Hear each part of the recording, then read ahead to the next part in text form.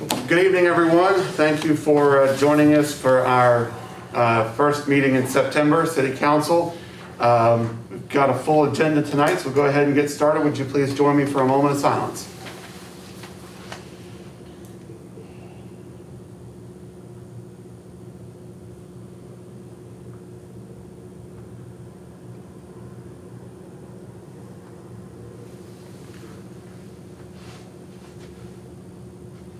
Thank you very much.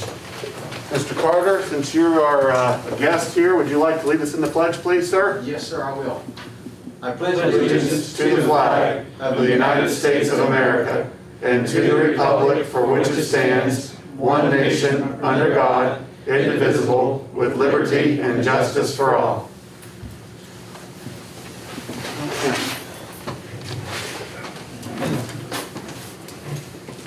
We do have a few guests, recognized guests that have called in and want to be on our agenda this evening. Just as a blanket statement, I would ask that if you are going to be speaking to us, try to keep your presentation to around 5 to 10 minutes so that we can keep the agenda rolling along. So, Mr. Carter, you, sir, are our first guest. Would you like me at the podium? If you'd like, that'd be fine. Good evening, my name is Larry Carter. I would like to thank the City Council and you, Mayor, for allowing me to be here to talk with you this evening. My concern, or just what I like to bring up to you, don't necessarily be concerned, but it's City Ordinance 301 concerning ATVs within the city limits of Buckhannon. And I do understand why the ordinance was made. I don't know how long ago it was, but there's been giant strides made in the safety and operation of ATVs. The state of West Virginia has come up with a plan to make ATVs street legal. And the street legal requirements are just as it were, just like an automobile now. And I would like the city, if they would, to try to review that ATV Ordinance 301 and see if that can be amended or it can be rescinded and a new ordinance written that would allow ATVs to be on the streets within the city limits of Buckhannon. I don't know how popular that would be, but I do think that it's something that people like myself and other people who are responsible ATV riders would like that opportunity, just so that we can get to someplace where we can ride our ATVs rather than just load them up on a trailer and take them someplace. Even if, I understand the pitfalls that can happen when the ATVs get on the street, because there are going to be some people that will not obey the law, just like motorcycle riders and car drivers. But the majority of us are responsible, because I ride a side-by-side. And my side-by-side, the engine will not run unless I have my seatbelt on. It's got a top. It's got running lights all the way around. It would take an investment of probably $1,000 to $1,500 to make our ATV street legal. But if I can't put them within the city limits, and most of us, if we can't get in the city limits of Buckhannon, we're not going to make that investment. So I'm just bringing that up to the city and asking them if they would take some time to review that Ordinance 301 and see if there's anything that can be done. Could I ask what it is that you do to the ATV to make it street legal from an owner's perspective? Okay, they have to have horns. You have to have horns and other safety equipment. You have to have headlights. You have to have tail lamps. You have to have a blinker system. They have to be inspected. They have to be licensed. They have to be registered. You have to have everything just like a motorcycle or a car would. And you have to get a license for them. They have to be licensed to be street legal. And insured. Say again? And insured. Absolutely. And they have to be insured. Like I said, anything that has to do with a motorcycle or an automobile, it does. I have all the rules right here. And yeah, it has to have the turn signal. It has to have a braking system other than a parking brake, mufflers, speedometers that are illuminated at night. And if it's designated for more than one vehicle or one passenger, the vehicle must have an adequate seat for that passenger. So, Several years ago, I was advocating to allow golf carts on city streets, and we had at that time, the only option was a low-speed vehicle, which was basically a car that would go 40 miles an hour or something. In the state law, does it restrict the miles speed limit on what roads? They can't go on the interstate, I guess. you can't be on the interstate. You can be on county roads, state roads. They can actually be on Route 33 because it's not considered an interstate highway. But most of the riding is done on county roads and, back roads, so we can get to places where we can, get in the mud and get in the water. And Well, obviously, they'd have to, if they were on 33, they'd have to be able to go 65 miles an hour, right? no, 65 is maximum. Right. I don't know what the minimum speed limit is on 33. 55 on the old 33, in some areas 35 and 40. So they would be challenged to keep up with traffic. No, mine runs 55 miles an hour. So, yeah, well, in fact, it'd be 10 miles under the speed limit Yeah. at 65. But, hey, I'm all for the, more for individual freedoms, and if the state is decided that this can be good for economic development and recreation, then I support that. Tom, do you want to speak to any parts of this relative to our current ordinance structure, or what? The current ordinance, our current ordinance 301 is just a full-on prohibition, and they're called special use vehicles. The state law that was changed, Senate Bill, I think it was 690. Yes. Does not affect our municipal ordinance. So Right, I'm well aware of that. Making these special purpose vehicles street legal, as far as the state goes, the municipality still has the power to keep them prohibited in city limits. So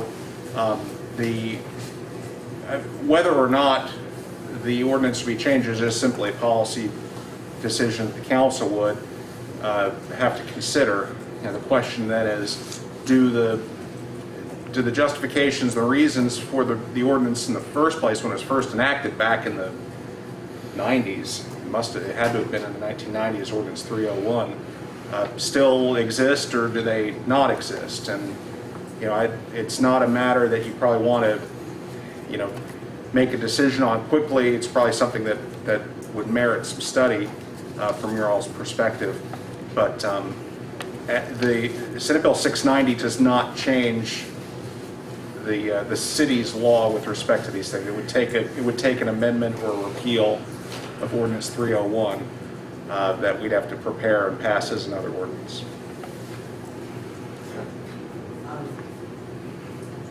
They have to be licensed drivers, Yes. insured, all of that. Under Senate Bill 690, yes, and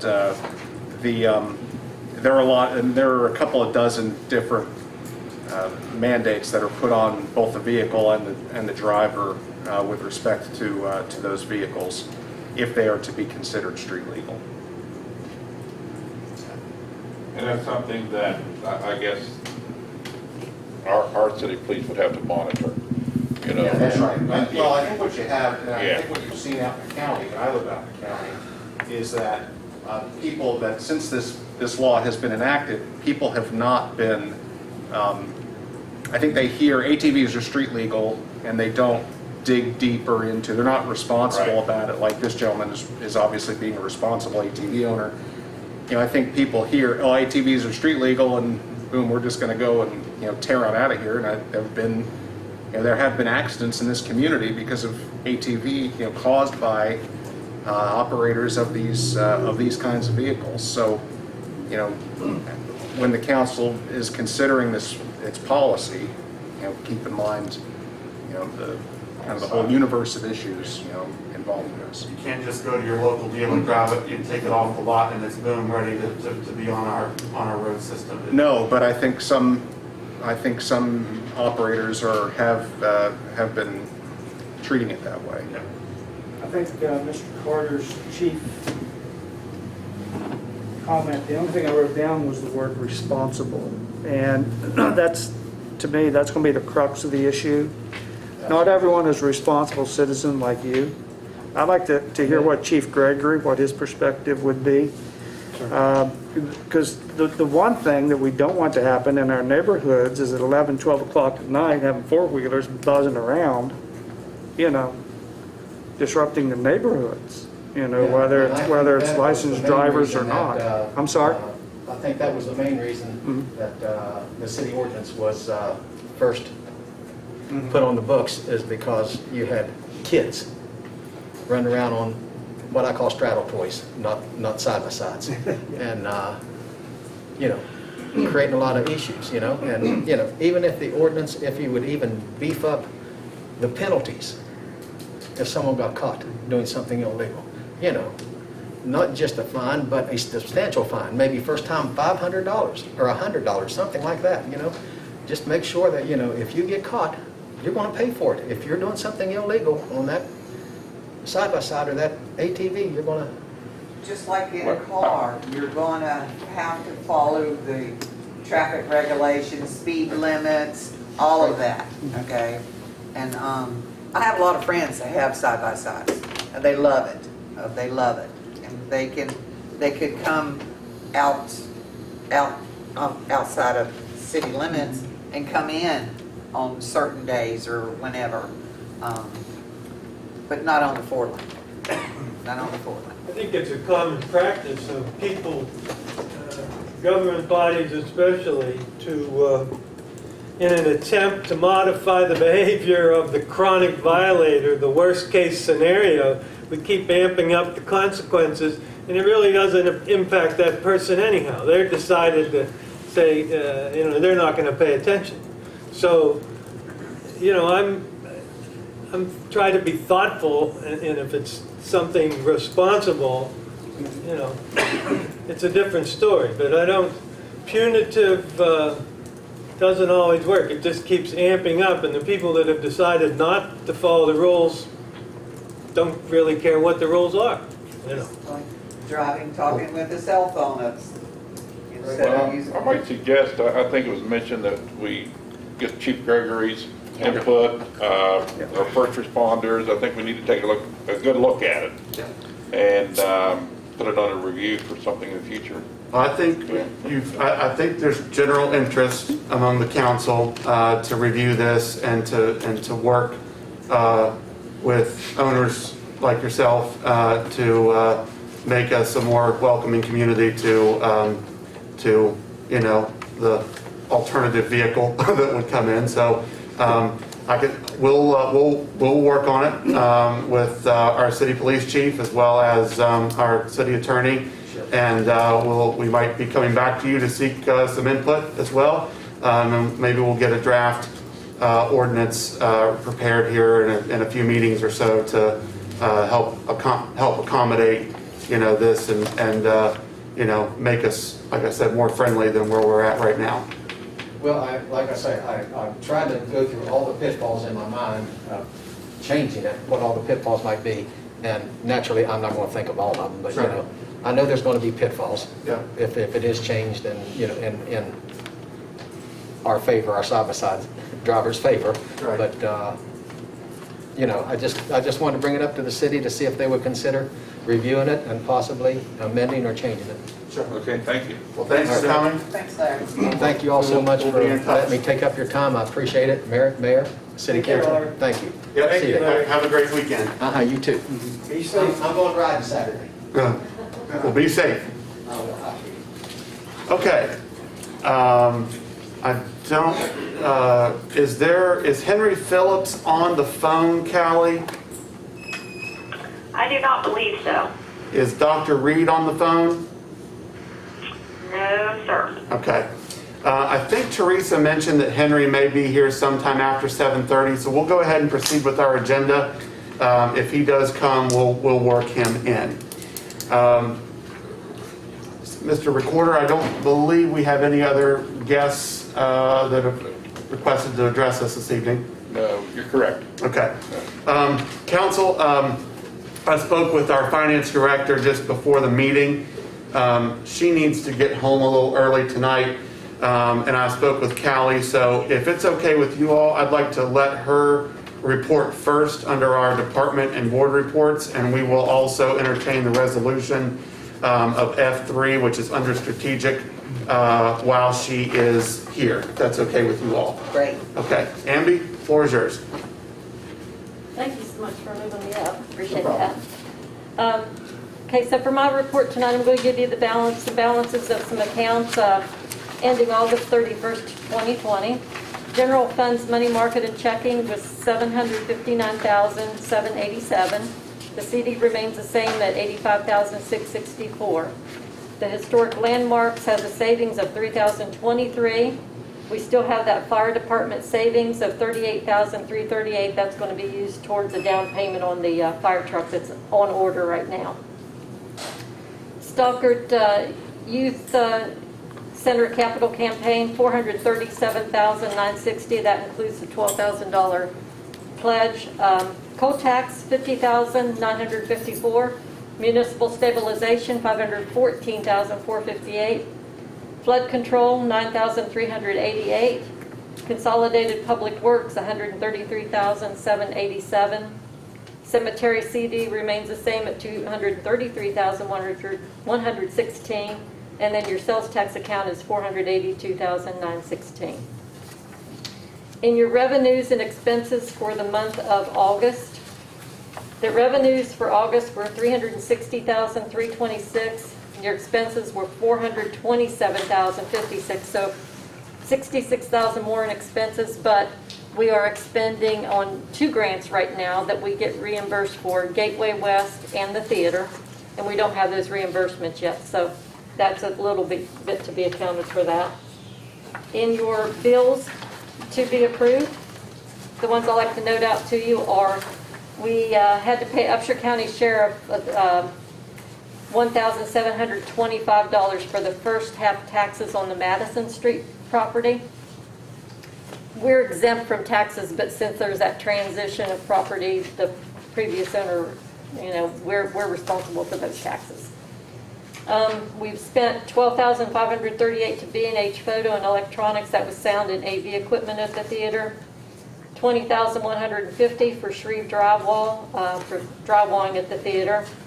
$24,458, that's more sound and AV equipment at the theater.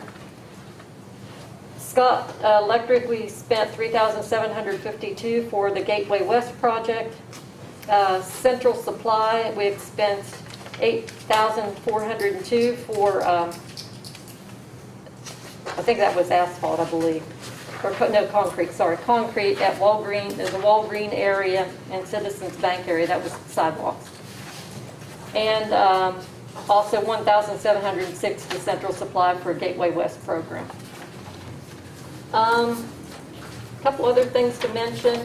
We had a preliminary discussion with Charles Gibson Library and Stockert Youth Center and our IT people, Callie and myself, the mayor, and Jerry, to determine if we can assist those 2 groups with better internet service. Since this virtual learning is coming on board for the youth, we had some volunteer funds that we inquired about and believe that we can use that to upgrade our internet service in those 2 areas. So we're having that discussion right now, and we're not complete with it, but we think that that's going to be approved to get some infrastructure in there to have better internet service at those 2 places. Just a reminder, those billings are going out for the vacant properties this week, probably tomorrow. And then just a reminder to the citizens, the Upshur County Solid Waste Authority is holding the paper shred event September the 12th at Crossroads near Walmart. Citizens can take 2 13-gallon bags there to have shredded of documents that they would like to have shredded. I'll jump ahead there since you're going to bring that up and explain what that generator grant is about. City Council actually approved last August a resolution. It's about almost $2 million in generator grants. Those generators are for areas for the water, sewer, and public safety complexes. Elias Street, Vicksburg, we have pump stations and water plants and sewer plants. So Elias Street, Vicksburg, East Main, Brook Street, Wood Street, and the water plant is generator grant number 1. And that includes 11 manual transfer switches. Grant number 2 is the safety complex, generators for the safety complex, the raw water intake, and the sewer plant. And Jay had written some grant language and got those grants approved actually last year. So we did some of the expenditures in last fiscal year, but this year is the bulk of it, which is the $1,928,000 that's fully funded. It's going to be fully funded from FEMA. So it just has to run through our books. We'll have to expense it, and then we'll be reimbursed for that. That's what that grant's about. There is a resolution with that the council will have to vote on. And I believe that's it for my report. Can I ask, as a reminder, with the Stockard Youth Center and the Gibson Library, how many users do they anticipate? The library really didn't have a number that they were giving us, but Stockard believes they're going to have at least 60 at a time. 60? 60 at one time. Although we tend to think there may be more than that. If this virtual learning goes online, and then they're trying to find places Yeah. that it'll be well used, we believe. I was part of that presentation, and it sounds good. I think it'd be a big boost for both facilities. Good for the community. It's for the kids too, you know. And it'll promote volunteerism too. Council, before you, we have a resolution that I'd like to follow Amy's recommendation that we go ahead and entertain. Do you want to, is there anything else you want to provide us information-wise on this, or do we just want to go ahead and? I think most of you know that it is generator. Right. Right. Deratio kind of comes to mind when we had a deratio and then we needed generators. We were in pretty good condition, but this will put us in a much better place Right. if something like that would happen. So on resolution 2020-10, I would entertain a motion that we approve. So moved. We have a motion by Mrs. Alwald. We have a second. Second. A second by, was that Randy? Yeah. Okay. We'll go ahead and call for the question, and then it is a resolution, so we'll need to do a roll call. All those in favor, please signify by saying aye. Aye. Those like sign opposed. Mr. Recorder, would you please read us down the list? Mrs. Alfall, Yes. Mrs. Bucklew. Mrs. Bucklew. Yes. Thank you. Yes. Yes. Mr. Rigger. Yes. Mr. Rowlands. Yes. Mr. Thomas. Yes. Mr. Sanders votes yes, and Mayor Skinner. Yes. Thank you. It is passed. And we'll need to sign that. We'll circulate that around. Okay. Amby, anything else from you? No. Thank you. Yeah. Thanks, Thank you. Amy. Thank you. That's our best Our to, prayers and thoughts are with your husband and yourself. yes. Yep. Okay. Mr. Phillips has joined us this evening from Mr. Sanders and I, and Mr. Rigger now are, I used to be the only person here that could say my alma mater, but so the three of us from Buckhannon Upshur High School, so if you'd like to take the podium, sir, we'll hear what you have to say. Thank you for having me. Hello, my name is Henry Phillips. You can call me Hank. I'm part of the Upshur County High School Student Council here today to present my feedback or get feedback from you and guidance for the upcoming 2020 Homecoming Parade. The parade is scheduled to happen on September 23rd, 2020. We, the Student Council, have already discussed several areas of the plan, but still need your approval and guidance in keeping our students and community safe. So So far, we have decided that only homecoming court, high school, fall teams, 2 people from each class carrying a banner with their class year, and the band should be the only ones participating in the parade. This rules out several of our parade participators, but still keeps things to a safe minimum while withholding the traditions of our town. Again, we will be coming up with guidelines, but I would like to know your input on the event for us to make it as safe as people to enjoy in these hard times. Some ideas I had for homecoming court was for members to ride in their own vehicles no matter the court's position. Everyone is required to wear a mask and maintain 6 feet apart. And along the parade route, we could be posted signs reminding people to stay 6 feet.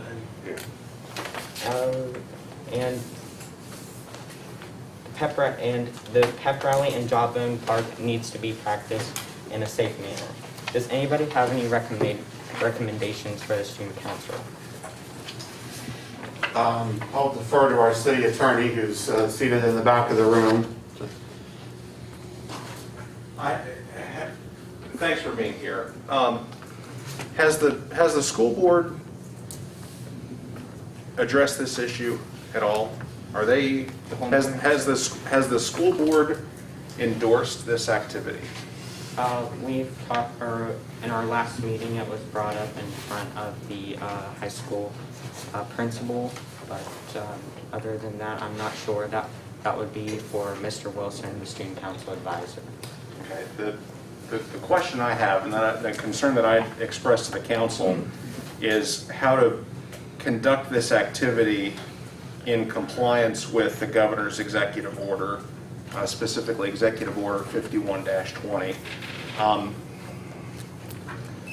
And I would appreciate some input from the school board on this issue. I think ultimately the Board of Education really needs to make a determination as to whether or not they are going to endorse or approve this activity.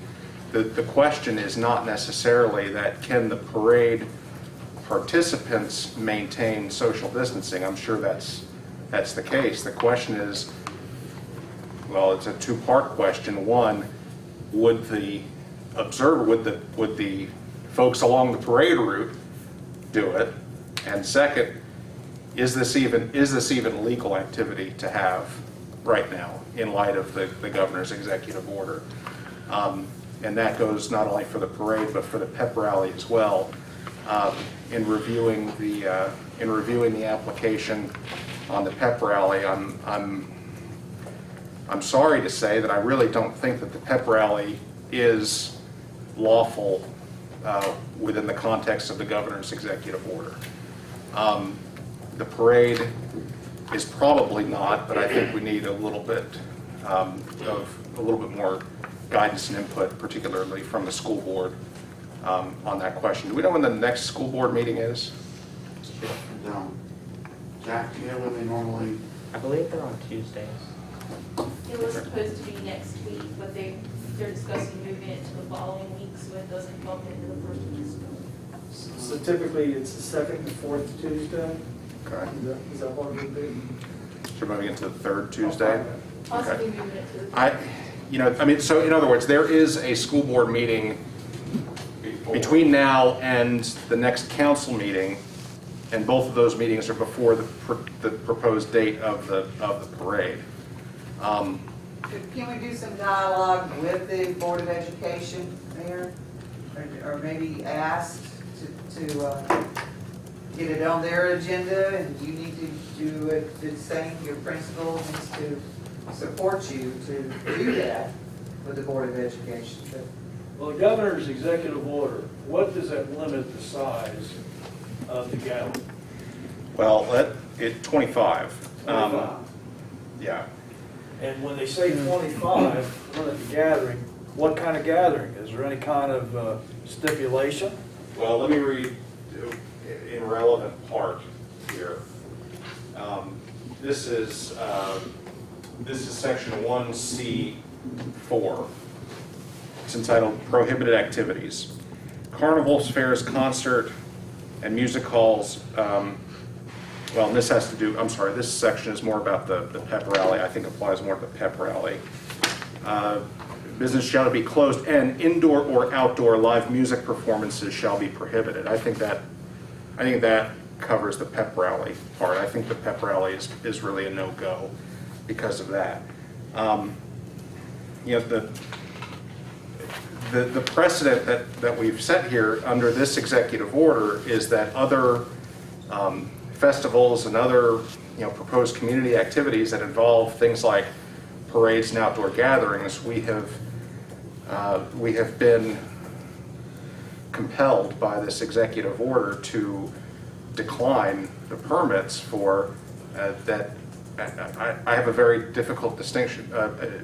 I have a difficulty drawing a distinction between what those groups asked for and what the student council is asking for with respect to the homecoming parade. I certainly don't relish saying no to the homecoming parade, or at least advising you that way. How about the football team? What about the football team? Are they going to have a season? Well, that we have no say in that because that. It's open Friday night. Yeah, the first game is tomorrow night. You know, it makes you wonder, if you extrapolate the executive order, I mean, I'm glad they're going to have football, but you wonder where the line of demarcation is in the executive order. They have strict guidelines for attendance, only, what, 2 family members Yeah. can attend. They're strict guidelines, it's just not, you know, everyone How about the attending. players? Well, that's not our place to split hairs. Well, I'm just sorry, but- I think this whole thing with the COVID, it's, you know, a lot of stuff is arbitrary and capricious, in my opinion. That's what it's worth. You got 11 people on the football team at the field, so you got 22 people at the same time, and how many people you have sitting on the sideline on the benches? I mean, and then in the locker rooms. It's The crazy. question that I have. I'm sorry, I didn't mean to rant. The question that I would ask is, are other counties holding homecoming parades right now? And if so, how are they justifying it? I'm not aware of any that are taking place, or that are scheduled to take place. Well, we have some time to look into it, see what other people are doing, best Yes. practices. I think Henry and you and your associates are to be accommodated for doing what you can with what you got where you are. These circumstances are abnormal at best, and you do what you can. So I think you're on the right track here. We get things started and talking, and We want to help. I mean, nobody here wants to say no. I mean, we want to help. But we may have to. I mean, That's the problem. I was a student council president at Buckhannon Upshur, you know, when I was in high school. I mean, I understand what homecoming is here, and everybody in our community does, and it's an important time, and I think all of us want to, all of us really want to say yes, but I think that if we could, as Councilman Ryland said, we've started the dialogue, let us talk with some of the Board of Education members and the high school, and why don't we see about the Board of Education meeting either next week or the week following. We have another city council meeting 2 weeks from tonight, which does sit before the homecoming, before the date that you've proposed, and let's see if we can't have a final decision made by then. And we'd invite you to come back 2 weeks from tonight if you're available to do so.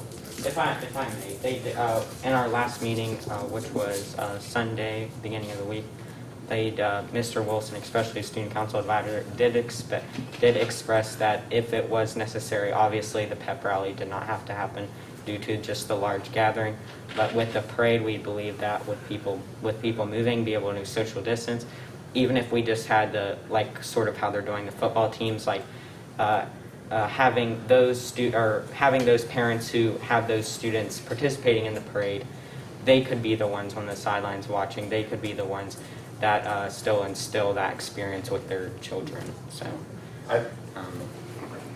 The next board meeting is September 15th. Please do it. I'm sorry. The next board meeting is September 15th, 6 o'clock at Rock Cave Elementary. And that's a Tuesday evening. It's still a difficult situation because, as you said, the parents on the sidelines or on the on the sidewalks, you know, who's gonna make sure they socially distance and that they, and the governor's mandate of 25 or less, you know, does that mean between beginning of Main Street to the end of Main Street? It's just hard. It's hard to differentiate in that. Well, thank you for coming. I have a question. Sure. Did they not have to get permission from the state for like closure of the street or anything? This, yeah, somebody that I talked to earlier this week when I was entering the application, they said that they would it would come here, and then after that, with approval, it would go to the DOH for the closing down Main Street and stuff like that. Yeah. Okay. Thanks for coming, Hank. Thank you. Thank you. Thank you. Appreciate your Have a time. good weekend. Thank Be you. safe. Hang in there, bub. Okay. Yeah, I know. Things that nobody, let alone kids, should have to I know. withstand. Nothing's normal. Okay, we're going to go back to our agenda, and we're going to go to C1. We have Callie on the phone to bring us up to speed with grants and information. Thank you. Yes, I think Amby probably mentioned and everyone knows, but Monday is Labor Day, of course, which means City Hall will be closed, and waste collection will be 1 day delayed next week, just as a reminder. You can see in your packet my report on the front of the page. It gives updates we've given out in press releases on the website and in social media. We've been sharing some information and getting some requests or some help from the public for the Buckhannon Police Department. We've been sharing COVID-related updates from the Upshur Buckhannon Health Department. And in addition, there are still a few days left if you had wanted to apply for the water operator position with the Buckhannon Water Department. That's up on our website as well. They are still accepting students for both the study hall and the after-school program on Stockert. So those are two separate, the study hall being during the day and a new program this year due to COVID and virtual learning. And then the after-school program has been taking place for a number of years. And they do have a 60 person cap or 60 student cap for each of those. So those are separate. If you needed both, you would have to register for both. And you can get to that on Stockert's Facebook page. We've been sharing that on our website as well and our social media. Again, as Amby had mentioned, next Saturday, September 12th, is a free paper shred event, which will take place at the former Crossroads Recycling Center near Walmart. That is for residential paper only, so it's limited to two, I believe, 13-gallon bags or 2 baker's boxes worth of paper materials that you can take to be shredded. That is not open to commercial shredding. Let's see. Well, street closures and just general information that we needed to get out.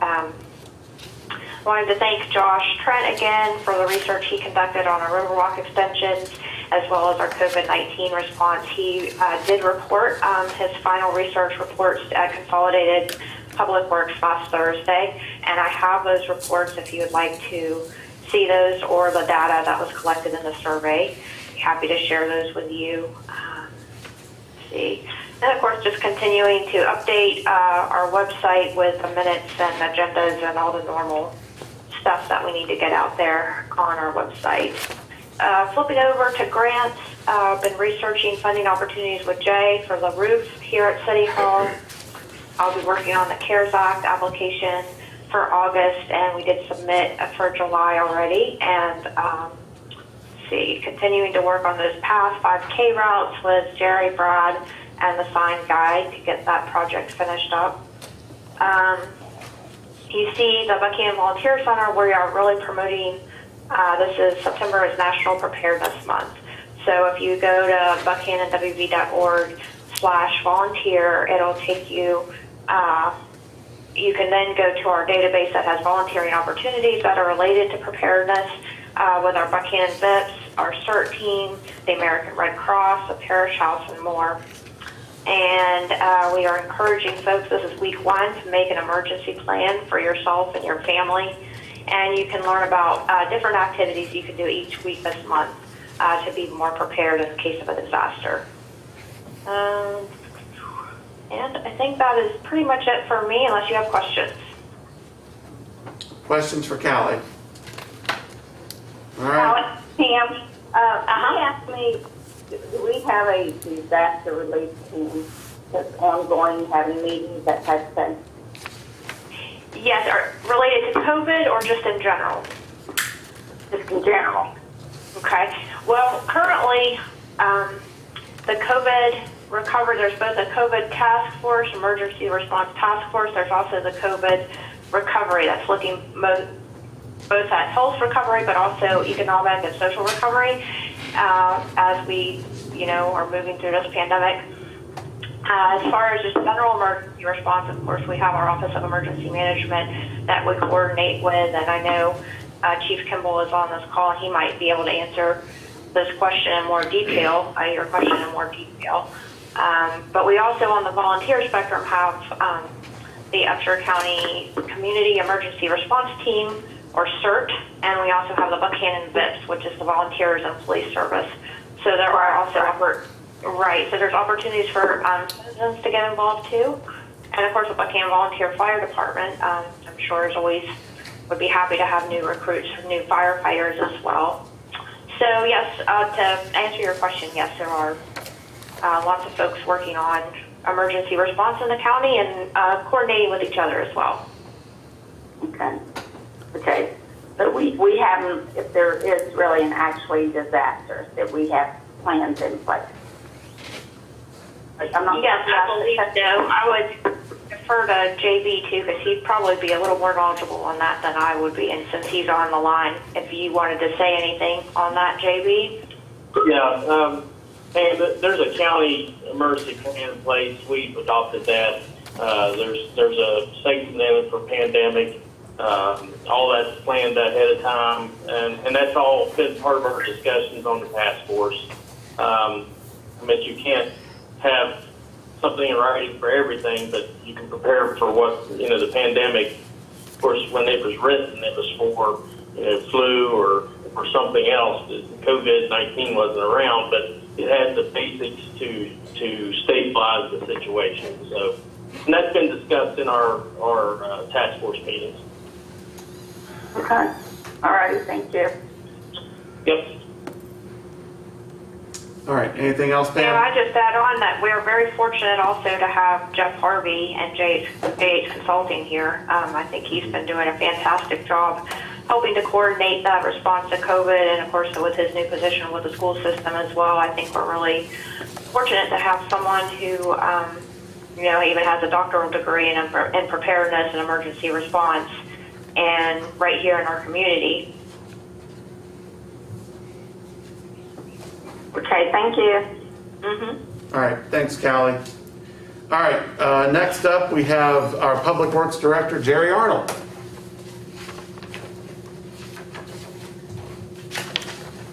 Good evening, everybody. I've got this long drawn out report. We see that. I'm working with the vendor to get the cameras at North Buckhannon and the dog park online. We got the new memorial wall installed over there, and are waiting to get that camera up before we put the bricks in it, just so we have a little added security over there for that. I'm also just a project that I want to kind of throw out there that we're working towards. I'm working with our engineer and the supervisors on the research and planning for a project on North Spring Street. The project will be a collaborative effort between sewer, stormwater, street department, and I would anticipate the start of the project in the spring of 2021. Street department will have to shift funding and workforce from North Canal Street to the project, postponing completion of North Canal until the spring of probably 2022, just because we can't we don't want to have both streets disturbed at the same time. So Spring Street has been on the radar, has been kind of postponed for the, like I've expressed, I've been here 27 years, and I can remember, kicking this can down the road all 27 of those years. So it's always been that we've never had one department or the other couldn't afford to do what needs to be done with upgrades to their facilities. And, we've got one that's still it's going to be very hard for them to do, but we have an opportunity with the others to get this street taken care of. It has the last of the combination storm and sewer lines. So this will also take I&I out of our sewer system, which makes us more efficient, and it will upgrade all the infrastructure below ground on that street. So just wanted to kind of throw that out there, and I'll be talking more about it as the plan develops on that, but I just wanted council and particularly folks will have seen the marks on the street and have been asking questions about it. Well, that's what we're doing. We're doing a little planning for collaborative projects there. Under street department, we continue to work on the Gateway West project, and the project is around 60% complete at this time. Yeah. I would like to thank Callie. She done an awesome job on a recycling guide. She handed me their waste board this evening. Looks great, and really thank her for the effort in that. And I'd also like to thank Councilman Jack Brigger. Jack took the time to kind of go around. He got the Reader's Digest version of our operation. We went around to all the departments, and he at least got to stick his head in and say hi to the employees that were there and introduce himself. And I think he's planning to do some more extensive tours of some of the departments as he and the supervisors have time. But again, really appreciate his taking an interest in what we're doing out there. So again, thank you much, Jack. Appreciate it. You're welcome. That's all I have there, unless there's questions. So, Mr. Arnold, North Spring Street, 27 years has been on the back burner. Well, and again, yes, Jack, it has been, like I said, it's one of those projects where most of the time it has been, we have not had the funds to complete the storm sewer project on that end. And for a while, it was very lean for the sewer department to make that upgrade to their infrastructure too. So yes, for as long as I can remember, we have been putting off Spring Street to do a total resurface sidewalk because of the infrastructure in Spring Street, as well as the subsurface conditions. That's all running sand, and that sewer line is extremely deep. So the thought now is that we can get by with laying a shallower sewer line and maybe stay out of some of those adverse soil conditions.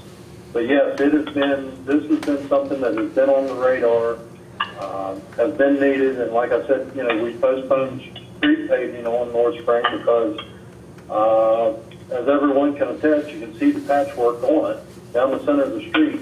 You can identify exactly where the sewer line lays because there's always holes developing from that line getting a crack in it, or it's getting a hole in it, and it's taken away that running sand, which in turn, creates a hole on the surface. So we've just kept patching the holes for several years. Wow. Glad to see it on the 2021 radar. Yes, like I said, the sewer department's been, they're marked and they're working on their section of it right now. We have started on the water, doing the plan for the water and paving and sidewalks. and we could have probably got it in a little sooner if we'd have had the geotech work completed. But again, we don't want to open up a whole street and start on a street with marginal, at best, soil conditions in the wetlands. So that's why we're kind of postponing it even to the spring of 2021, so we can at least have the best chance of the best conditions once we get through the wet spring months to get in there and get that street opened up and get the repairs made and then get it resurfaced prior to fall. Are there other utilities that have to be coordinated at the same time? We will get questions. We will reach out to all the other utilities, Mountaineer Gas. We'll check with all the fiber internet providers as to, do they have plans for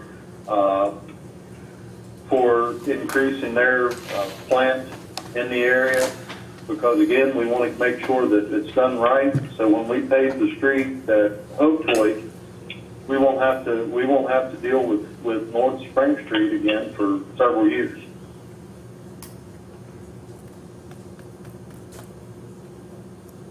Okay. Anything else for Jerry?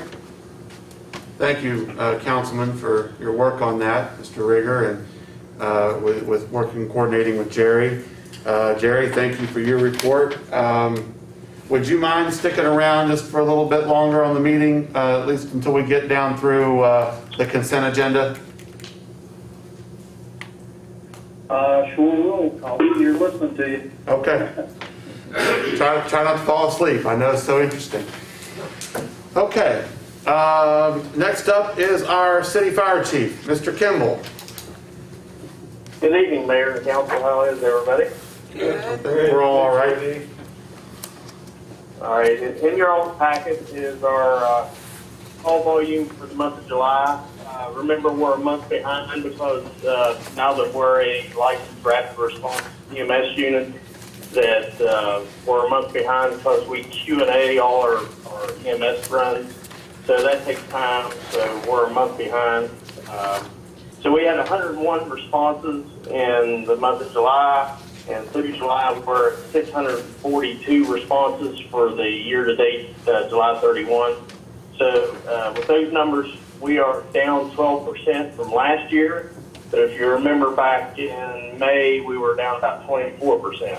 So, we've gained back up. Our call volume is up above, a little bit above what it normally is. But due to the March, April, and May, the COVID, I call it crash of responses, nobody was out doing anything, we are still down 12%. So,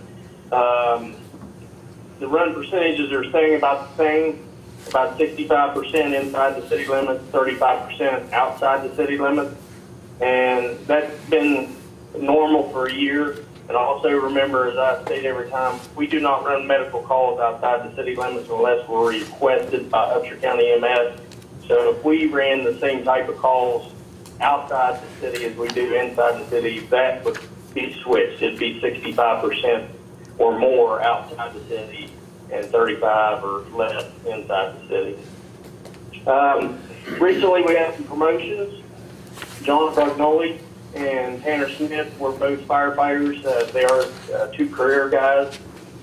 They were promoted after a 3-year term to firefighter first class.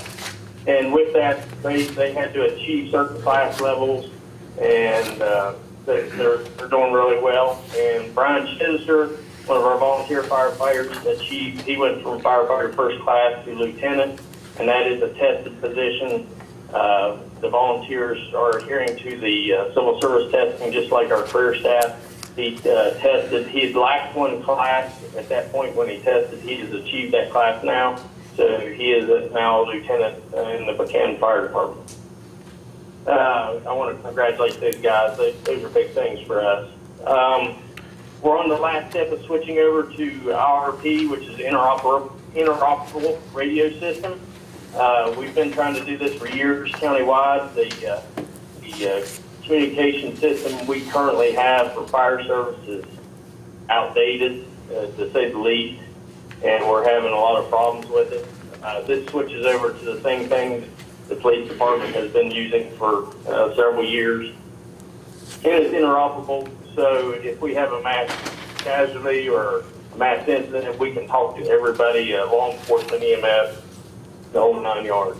So we're also in the last steps of updating all our SOG, standard operating guidelines, and mutual aid agreements. That's been a long process. Some of our guidelines have not been reviewed since 2011. Some of them had equipment in it that we do not own anymore that have left the building. So we completed gutting some of those and making new mutual aid agreements. Hopefully within the next month that will be completed. That is part of the accreditation process, that those have to be reviewed annually, and which is good, so you don't get so far behind. We've had 39 COVID-19 tests department-wide. Now, that's not 39 people or 39 individuals. That's 39 tests. I've been tested 3 times myself. All have been back negative, which is awesome. We had a fire Sunday. We had one firefighter that got a shock injury. He's doing fine. Got treated at the scene. An incident report was done on his injury. So just want to let you all know that.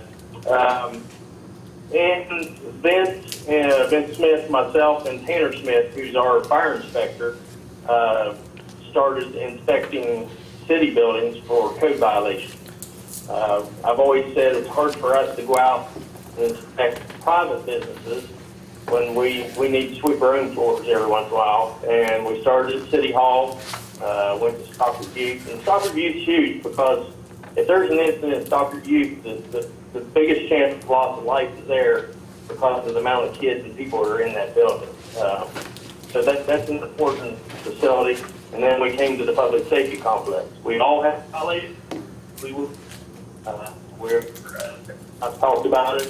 We're fixing those violations as we speak. And we're going to visit the water plant and sewer plant next. So we will continue, and we'll probably start doing that annually as long as we don't have any violations. If there's violations, we'll return in 30 to 60 days, depending on what the violation is.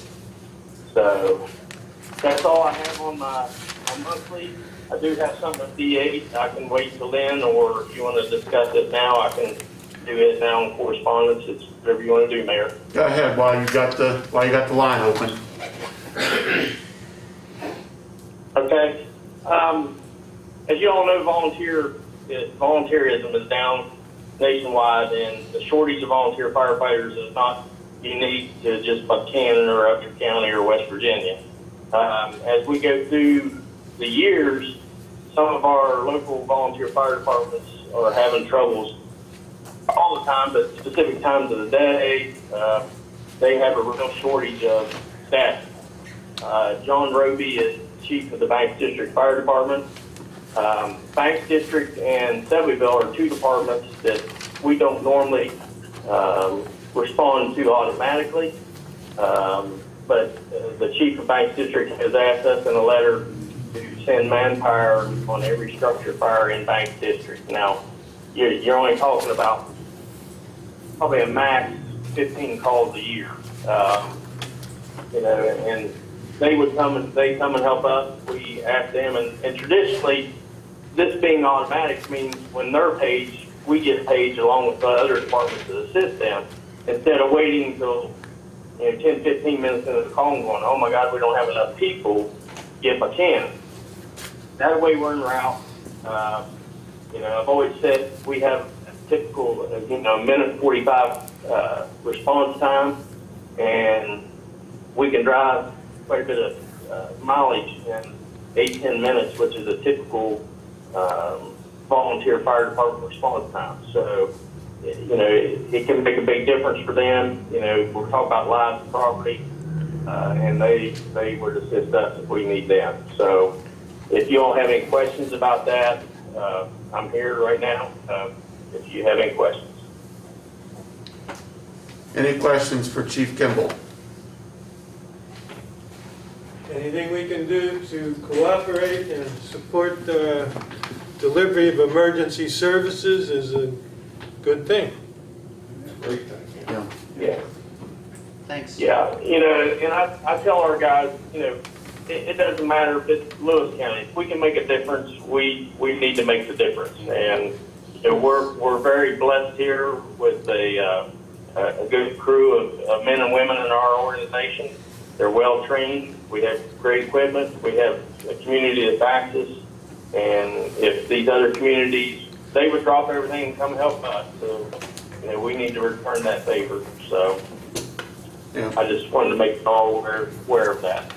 JD, let me ask you a question in regard to revenues for the fire department. If you're living outside the city limits, what does an individual that has a residence or a piece of property outside the city limits have to pay per year for their fire? I couldn't hear you, Dave. I'm sorry. Let me ask. Dave, it's $25 if you're a resident for the county fire fee outside corporate limits. Inside the city limits, we pay $3 a month on our utility bill. And so it's an annual $25 inside the city and $25 outside the city.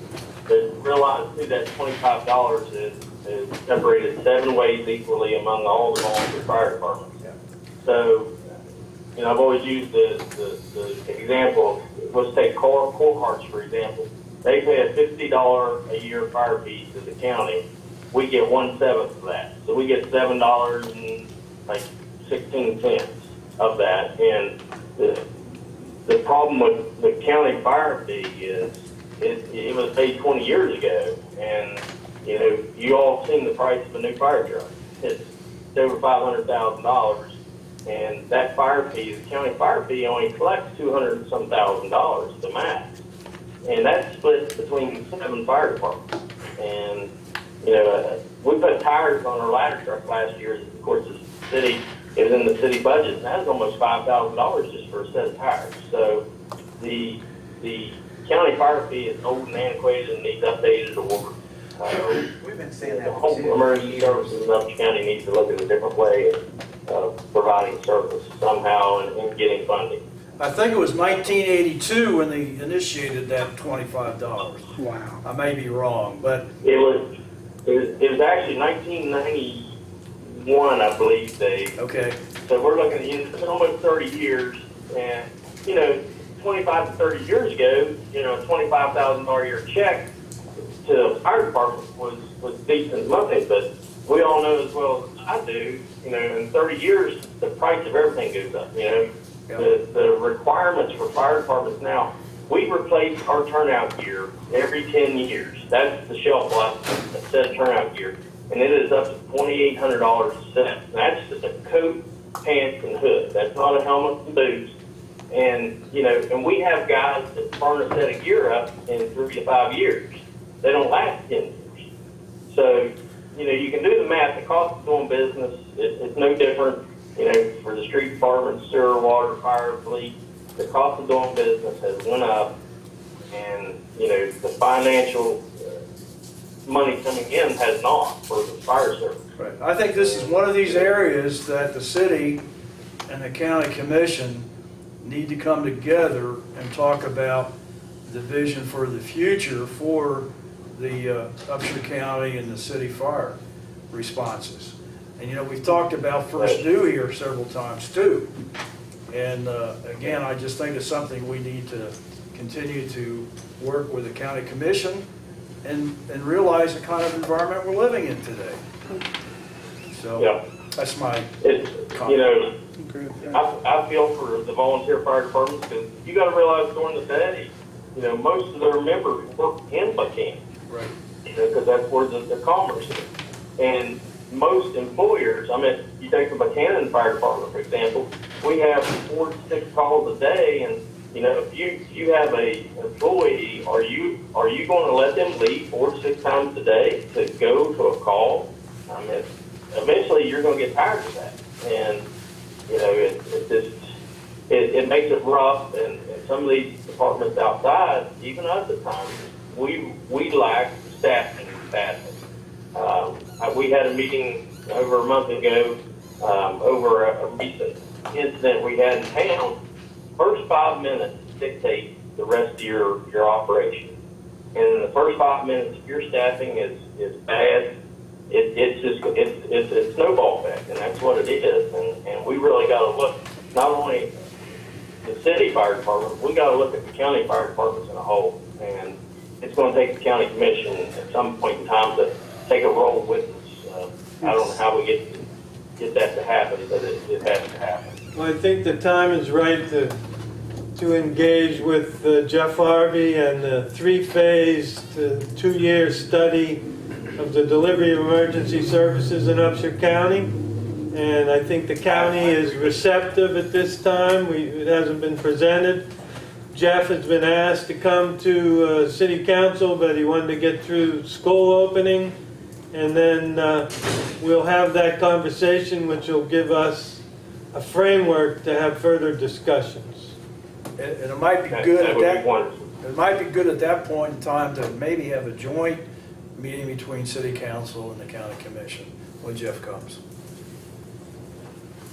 Or you can go to both, either or. Well, and as JB has mentioned time and time again, the future of emergency services of delivery of those in our community has got to be data driven, and that's where Jeff comes into play. And it's going to take a lot of people coming together to recognize, where the needs are in our community and where they're likely to be in the future as we continue to grow and shift commerce and people around. 20 years ago, the commerce was heading south toward where the high school is now. It's now along the corridor. So it's got to be data driven, and I agree. I think we're at a point where we can go in two directions, and I think we know that we need to continue to be progressive in making sure that we stay ahead of the curve. So, especially as volunteerism continues to dwindle. Also, development. I really feel that whoever fire district the development is happening in, we ought to be part of the infrastructure development, because if you build a big complex and don't supply enough water, it hurts our ISO rating. So, right. We really got to be able to calculate what types of buildings, how much fire flow we're going to have, and that'll determine what size water lines need put in with how many fire hydrants. As we go through the process of developing, if you don't put fire hydrants in, it's going to kill our ISO rating. Or if you put insufficient hydrants in, it's still going to kill us. So, I really hope as we go through the development west of Buckhannon, we can have some involvement in, fire hydrants and locations and what size water lines and stuff like that is, so we can really look into the future. I agree. Yep. All right, thanks JB for your report. Tell all the guys to be safe, and certainly send our congratulations to Tanner, Brian, and John on their accomplishments. We appreciate it. You all have a good evening. Take care, JD. Have a good weekend. Be safe. Okay. You too. Tom O'Neill is up with as our city attorney. Do you have anything you want to bring to us now, or nothing in particular? I just mentioned one thing that I've aside from the other things that I've been working on. The city purchased a couple of tax liens back at the county tax lien sale several months ago. We're now at the point where we need to prepare the list of persons to be served with notice to redeem, beginning that process. And so, assuming that redemptions of those properties do not take place, which they may or may not, the city will come into ownership of a couple of tracts in town or in the area, and then we'll be dealing with those appropriately. So other than that, it's been a lot of things that happen every day. But if you have any questions, I'd be happy to take them, or issues that you want to raise. These properties you're talking about are ones that we've historically had problems with, and that they have been, they have properties or structures on them that have been fallen into disrepair, and we've had some difficulty getting traction with the property owners as far as rehabilitating those properties. Then they fell into tax delinquency and they were snapped up. So we can either raise the structures on there and then resell the lots, or come up with some plan. It's a proactive approach. Yeah. Some communities really, Huntington, for instance, really, spends a lot of effort on this, this, and they have created what they call a land bank, where they basically do this in higher volumes. I don't know that we necessarily need to do that here, but in instances where appropriate, it's an important tool, and then we can sell the properties, recover the city's own investment in it, and then get them back on the property tax rolls to generate revenue for the county and the city. Thank you, Tom. Thanks, Tom. All right, council, down to correspondence and information. There's a few things in the packet. JB's discussed D8. So we've got a revised City of Buckhannon event request approved by Consolidated Public Works. This is a form we wanted all council to be aware of and to review. It is in effect for any and all events moving forward. It was passed at last week's Consolidated Public Works Board meeting. We have a notice from the West Virginia Municipal League annual conference, September 22nd to 24th. It is virtual this year due to the COVID-19 pandemic. We have two FOIA requests, one from an attorney's office relative to the Buckhannon Police Department's case file for an individual, and then we have another FOIA request for campaign election financial statements. We have a report of cat and dog activity, Upshur County Commission, July 2020. We have a proclamation, Constitution Week, September 17th to 23rd, 2020. And we have finally an annual, we want to always keep reminding folks of this, the annual free paper shred event on September the 12th. It runs from 9 a.m. to noon out by Walmart. Down to the consent agenda, I would entertain a motion that we approve E2 and E3 first. We do need to make a edit on the minutes. So I would entertain a motion that we approve the building and wiring permits and approve the payment of our bills. We have a motion by Mrs. Albald. We have a second. Second. We have a second by Mr. Rigger. All those in favor, please signify by saying aye. Aye. Those like sign opposed. Aye. Sorry, Pam. Did you include were the minutes involved in that? We have to make an edit on those. That's what I did. I didn't. Yeah, right. Yeah. So E1, we do need to revisit one particular part of the minutes from last time relative to the Upshur County Development Authority presentation about the new road proposal out by the Armory. In the body, in the discussion point, the Upshur County Development Authority is, as we spoke, is covering a large portion of the cost when it comes to the materials, and they believe that they are going to be able to get a grant to cover this project. In the minutes, it says that the city would be responsible, or the city would start working on a survey and the engineering.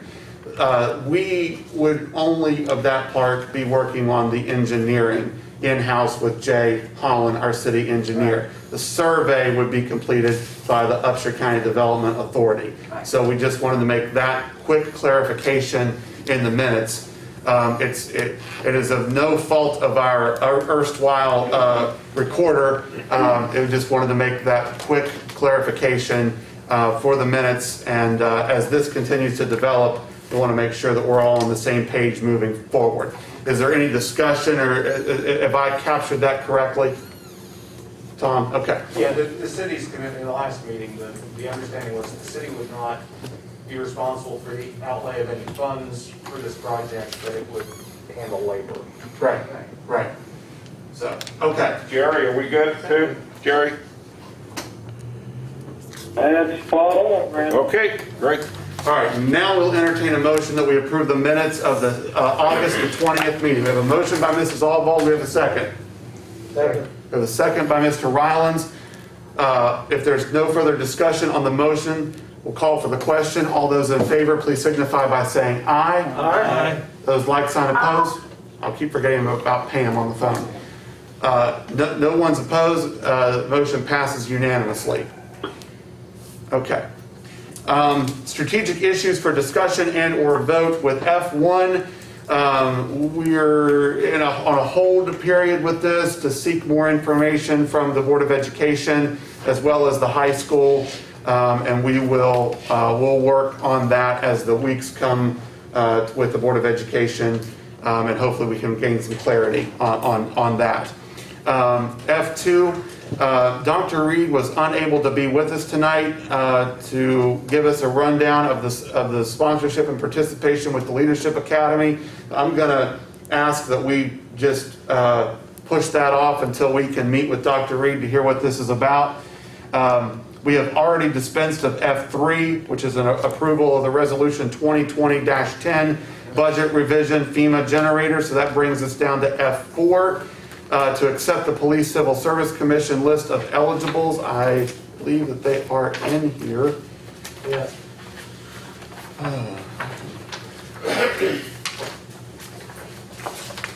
They are on the last page, front part of the page. We have Al LaRusi, we have Joshua Michael Kreitz, and we have James Adam Fisher. And you see their test scores listed out from those three gentlemen's names. I would entertain a motion that we approve the list of, this is just approving the list of eligibles. I want to make it clear, we are not approving them to be added to our police force. This is just approving the list to be added to our eligibility. So moved. We have a motion by Mr. Sanders. Do we have a second? We have a second by Mrs. Bucklew. If there's no further discussion on the motion, we'll call for the question. All those in favor, please signify by saying aye. Aye. Sorry, I got this ordered. Like sign opposed? No one? Okay, the motion has carried unanimously. So we've approved our list of eligibles. F5, we continue to add to our City of Buckhannon appointments for the fiscal year 2020-21. On the very last page, Council, you'll see those on your right in front of you. We're going to the first two are what we have completed. The bottom part we're still not done yet with. Stockard Youth Center. This is a 2-year term, 11 voting members. The mayor is the chair, city recorder, Pamela Bucklew, Tammy Samples, Sam Nolte. Those are all, everyone on there is an elected position. That is for the term of office.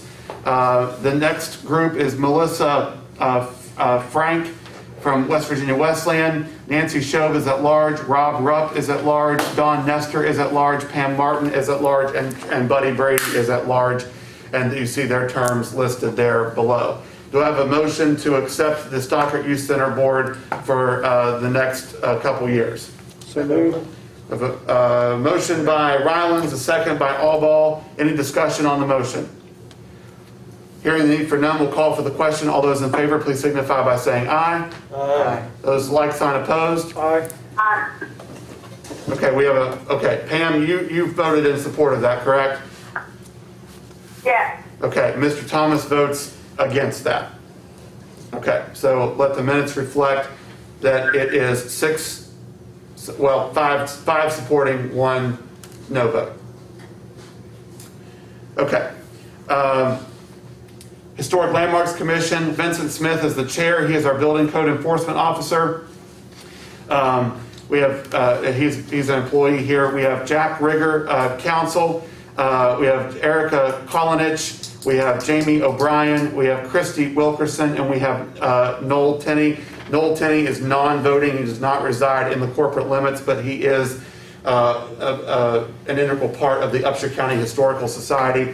This board meets quarterly or as needed. It is a 2-year term. I will entertain a motion that we approve the Historic Landmarks Commission. So moved. We have a motion by Mr. Sanders. We have a second by Mrs. Allball. Is there discussion? Okay. All those in favor, please signify by saying aye. Aye. Those like sign opposed? Aye. Pam's for. All right, the motion carries unanimously, and we will get to the bottom part hopefully next time. Okay, Dr. Reed has joined us. I just finished saying that you were not able to be here tonight, but you've made it here. Council, if you would like, we can go ahead and entertain Dr. Reed's discussion about the Leadership Academy, and then we will go ahead and we'll revisit F2 on the agenda. Welcome to the meeting, Doc. Good to see you. Thanks, sir.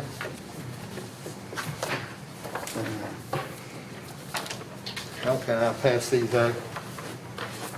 Socially distanced now. Got plenty to go around. Yeah. One each.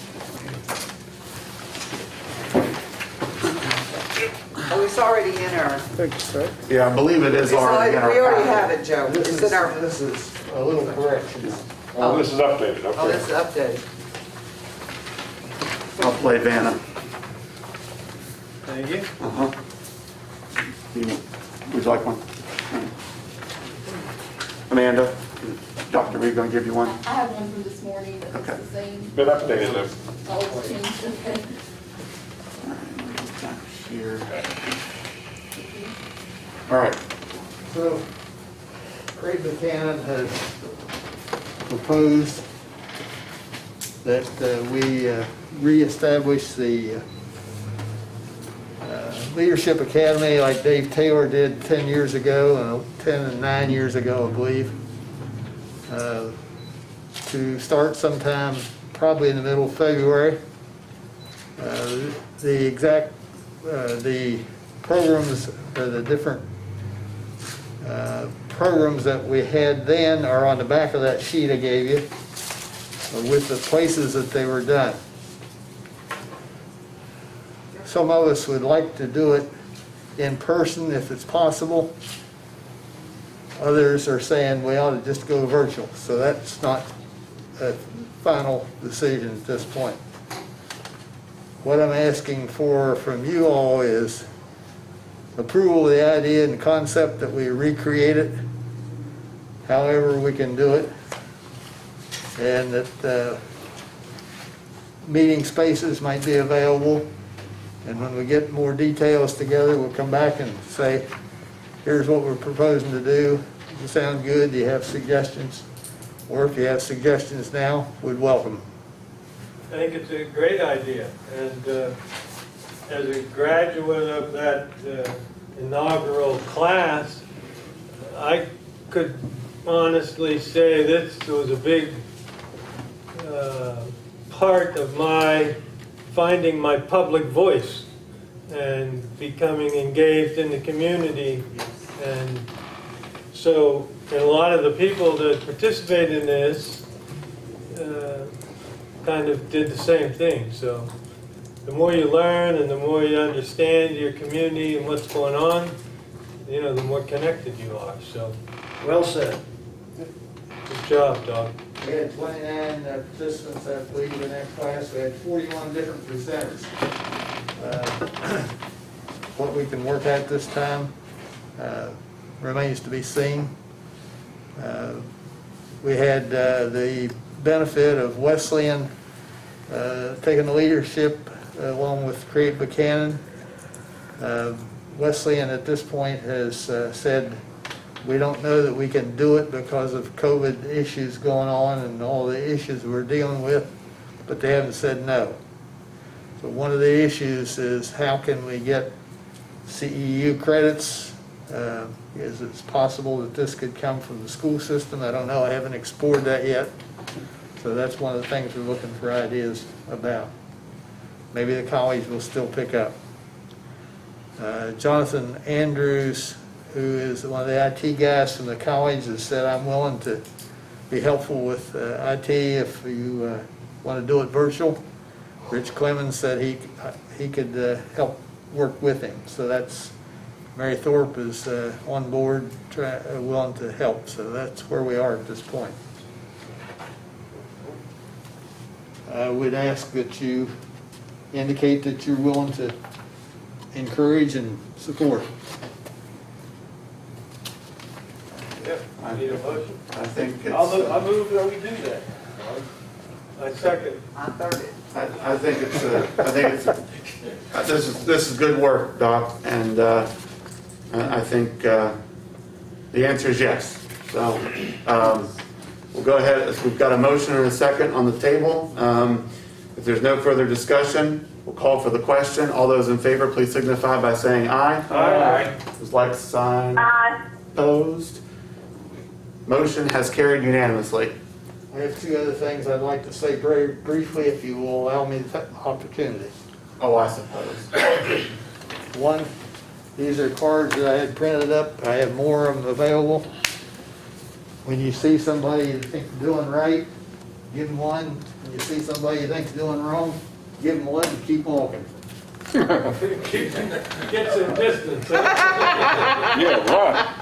Let me read this. Can I read it? In other words, don't start an argument. Mary would like to read it out loud. Go ahead, Mary. Can I, Mayor? Go ahead. From Joe Reed. I got another 1,000 of them. Which one is side one and which is side two? Doesn't make any difference. Okay. Second, Thanks for your public health contribution. Upshur Buckhannon Health Department. Upshur County Tobacco Prevention Coalition. Buckhannon Medical Clinic. That's why you put that on there. Yeah, but the other part. The other. Here's the other one. Thanks for wearing a mask, getting a flu shot, taking a COVID-19 immunization when available. when available, keeping immunizations current for you and your children. No smoking, no vaping. Not smoking your vaping. Not smoking. Yeah. The other thing I'd like to suggest is that the city and the county have a contest. And the contest would be who can collect the most pop cans and pop bottles. And that the money from the collection from the county go to the youth camp, and the money from the cans from the city go to Stockard Youth Center. Say the youth camp? Where are we gonna store them all? Not going to store them, you take them to work, they go to the recycle center. Oh, and they give you money for Well- it, and you give the money to them? Either that, or you work it through there, or you work it through Jerry Stout's operation. Just Can't do it through- somebody, So just ask them to keep Person, it. the keep it- entity that gets the most money wins. Well, no, everybody wins. Well, Who do you say to give the money for the pop bottles to? The youth camp? For the collections from the county and the collections Yeah. from in the city go to Stockard.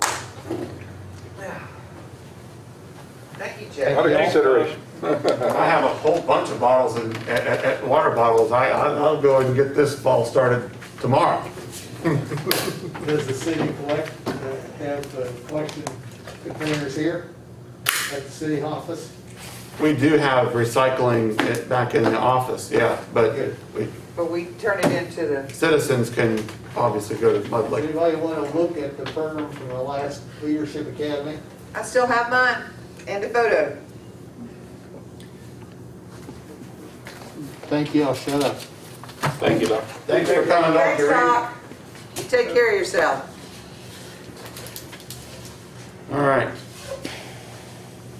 We have got. Comments? Thanks for No. letting me go. Comment or no? thanks for coming. Yes, sir. Yeah. According to our recorder, we are down to comments and announcements. So first up is Mary Allball. Well, I always have to go first, but thank you. I don't have anything else. It was a good meeting tonight. Dr. Reed, thank you for coming in. All right, Mrs. Bucklew on the phone. Yes, I want to say I'm very happy over the situation with the railroad tracks. It took us over 2 years to get that situation taken care of. And also, I just want to make sure people don't start relaxing about not using the mask out in public and indoors. We don't want to end up like Mon County and our students not be able to participate in sports or whatever. We just need to continue doing what we need to do. Be safe. Thanks, Pam. CJ? I appreciate Mr. Carter coming in tonight and starting the ball rolling with allowing all-terrain vehicles on city streets. That will be an interesting conversation and look forward to it. I'd also like to find a way to get this the ADA fishing pier and the extension of the Riverwalk from City Hall to Factory Street. That what are first steps, in planning and development and getting scheduling and budgeting for those projects. So I don't know what that is, but collectively we should be able to identify some first steps. That's it. I agree. Thanks, CJ. Mr. Thomas? I think it's important for us to continue the conversation with the county commission on many issues. I think that we've lapsed in that over the last few years. And years ago we used to meet together as a group on the fifth Thursday, and there's 5 in the month. I'm not suggesting we redo that, but I do think there are issues where we need to sit down with the county commission and look at the vision for the future of the city of Upshur County. I'm still one that would advocate long term that 50 years from now or 40 years or 30, we may have metro government. I do think there are some tremendous cost savings in regard to that, but that's neither here nor there right now. I've had several calls in the last few days about people that are frustrated with Sudden Lake. And Robbie, I don't know what the last cable board meeting was, but I don't know if the city was ever notified about them basically taking off from the city. My understanding is 27 employees were let go. And I would think that as a responsible business, they would have talked to the city cable board or to the mayor about what they were going to do, and they did not do that, as far as I know. I could check with former Mayor McCauley, but I know from my perspective, we were not notified. Yeah, I don't think we were notified either, and I think that's... I did speak with Teresa about getting ready to call a meeting of the cable board very soon, this month. So to get a discussion on the table as to what alternatives could be obtained. So. Well, I just wanted to bring that up because I said, Mary brought it up last council meeting, and I heard more about it this past week. I do know that it seems to be a universal belief or feeling that no one is happy with their cable.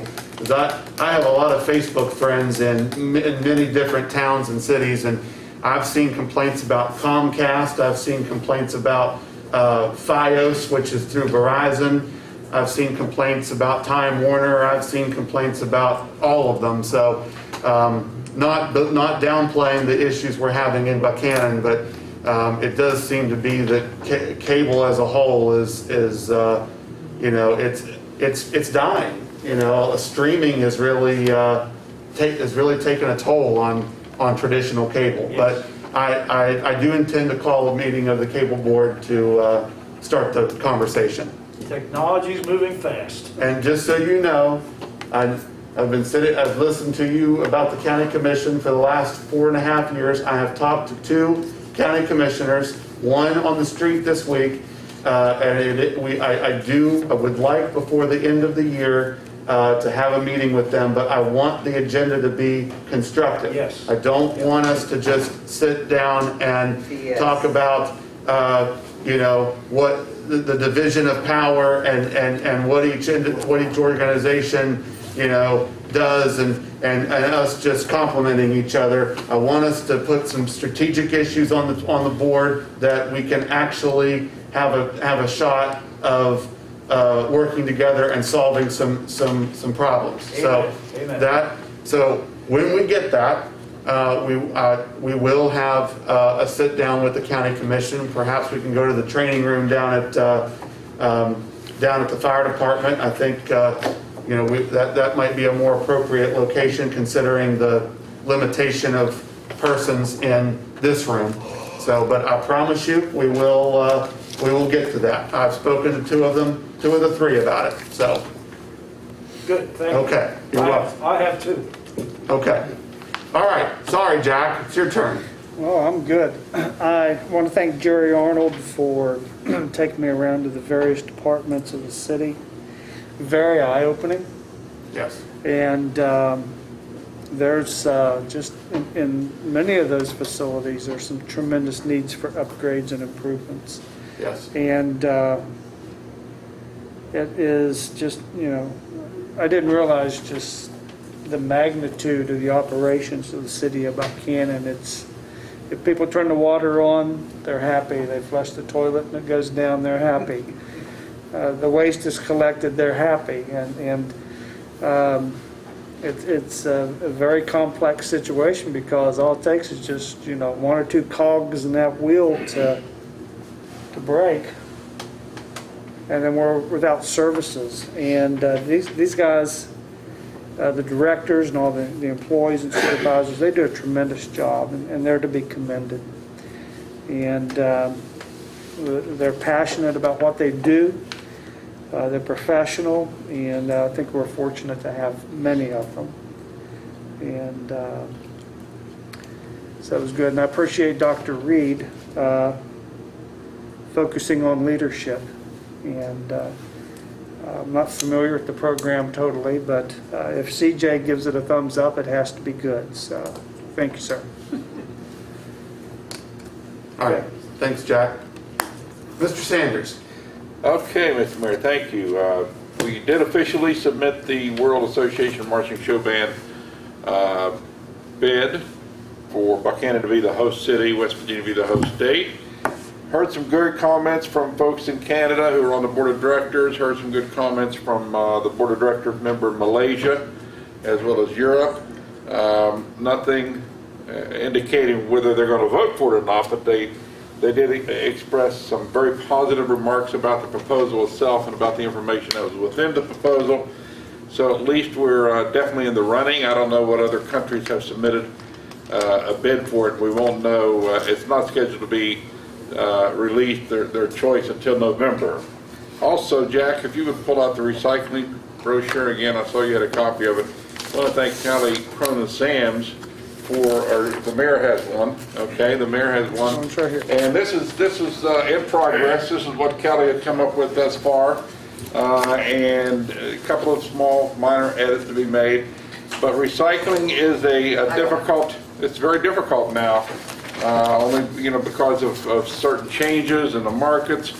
So there's things that can be recycled, things that cannot be recycled. I know it seems to be frustrating. We all kind of think we can recycle everything, but it's not always the case. So once this is available, I know Kelly will have it on our website, on the city's website. We'll get it out on social media. But it's a great start for continuing to educate the public. So that's all I have, Mayor. Thank you. You're absolutely right. That's a big reason why we unfortunately we wound up where we did with Crossroads. We want to make sure folks know what is available or what is able to be recycled and where. So and we did, as always, remind folks that curbside recycling is available first and third Tuesday of every month as curbside to inside city limit residents. Please put your recyclables in a bag. It does not have to be in the blue bin, but if you have a blue bin, it still needs to be in a bag. Put it out the night before because they do come early. And then if you do not live in city limits, recyclables are still accepted at Mud Lake. Okay. Anything else, Mr. Sanders? No, sir. Okay. Thank you. I just want to thank the council for another good meeting. Thank the community for engaging with us and being a part of our discussions. Our next meeting is September the 17th, Thursday, and I hope everyone has a safe and happy Labor Day weekend. At 8:40, I'll entertain a motion that we adjourn. So moved. All right, folks, thank you very much.